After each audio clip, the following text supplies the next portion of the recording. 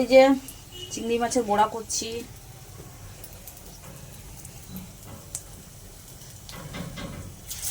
এই আরেকবার তুলে, এই চিংড়ি মাছের বড়া করছি। অনেকদিন চিংড়ি মাছটা পড়েছিল, তাই ভাবছি আজকে চিংড়ি মাছের বড়া আর হবে চিংড়ি মাছের বড়া করছি।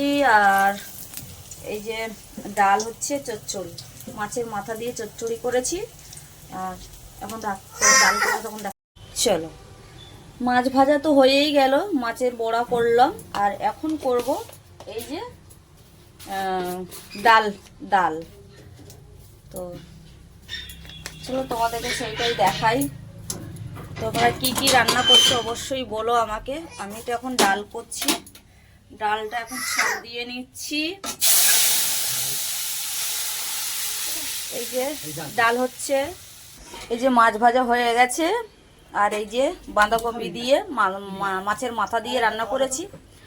আর এখন হচ্ছে এই যে ডাল চচ্চড়ি। তো চলো, তোমরা কি কি রান্না করেছো অবশ্যই কমেন্ট করে বলো।